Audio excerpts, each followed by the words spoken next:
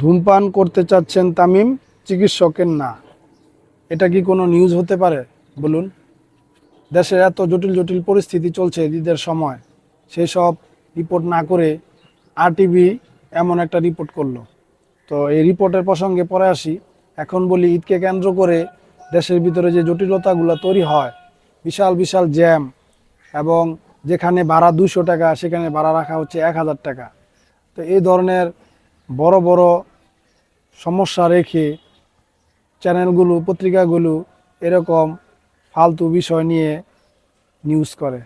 আসলে দেশের মানুষের সাংবাদিকতার যে রুচি, অভিনেতা মামুনুর রশিদ বলেছিলেন যে রুচির দুর্ভিক্ষ। আসলে আমাদের মন মানসিকতা, মননে এখন রুচির দুর্ভিক্ষ চলছে। দেখুন, তামিম ইকবাল হার্ট অ্যাটাক করার 2 ঘন্টার ভিতরে তাকে রিং বসানো হলো, যাতে তার কোনো সমস্যা না হয়, কোনো ধরনের তার জীবন যেন ঝুঁকি না হয়, সেই জন্য ডাক্তারদের তৎপরতায় সে 2 ঘন্টার ভিতরে সাকসেসফুলি তাকে হার্টে রিং বসানো হলো। কিন্তু এটা যদি একজন সাধারণ মানুষের ক্ষেত্রে হতো, তাহলে কি 2 ঘন্টার ভিতরে সেই মানুষটি নিরাপদ জীবনটা পেত? তার ডাক্তারের সিরিয়াল, এই পরীক্ষা, এই টেস্ট, এই হাজার রকমের ভোগান্তিতেই তো তার 2-3 দিন চলে যেত। তারপরে তার অপারেশন, লক্ষ লক্ষ টাকার ব্যাপার। আর এসব কারণেই দেশের চিকিৎসার প্রতি মানুষের বিশ্বাস বা আগ্রহ কমে গেছে। তাই মানুষ চেষ্টা করে দেশের বাইরে গিয়ে চিকিৎসা করার জন্য। অথচ এদেশেও কিন্তু ভালো চিকিৎসা আছে। কারণ ভালো চিকিৎসার ব্যবস্থা না থাকলে হার্ট অ্যাটাক করার 2 ঘন্টার ভিতরে রিং বসানো সম্ভব না। তা এখন দেশের ভিতরে সবাই তো আর তামিম না।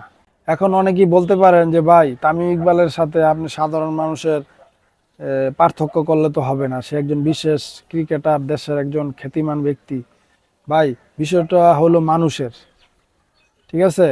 কারণ আল্লাহর তৈরি বান্দা সবাই, আর সব মানুষই সমান, সব মানুষেরই অধিকার পাওয়ার, ন্যায্য অধিকার পাওয়ার অধিকার আছে, ঠিক আছে? এখন হয়তো আপনি আপনার ব্যক্তি পরিচয়ে অনেক বড় কিছু হইতে পারেন, মানুষের অধিকারের অনুসারে সবাই সমান, ইকুয়েল। তো সেই হিসাবে একজন সাধারণ মানুষের যে ধরনের সুযোগ সুবিধা পাওয়ার কথা, আমরা কি আসলে এই দেশে সেগুলো পাচ্ছি?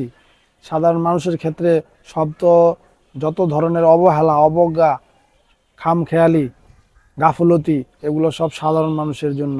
আর যারা তামিম ইকবাল হতে পেরেছে, সেজন্য তাদের বিশেষ সুবিধা, বিশেষ সহযোগিতার মাধ্যমে তাদেরকে চিকিৎসা দেওয়া হয়। এখন আরটিভি যেই রিপোর্টটা করলো যে তামিম ইকবাল ধূমপান করতে চাচ্ছে আর ডাক্তার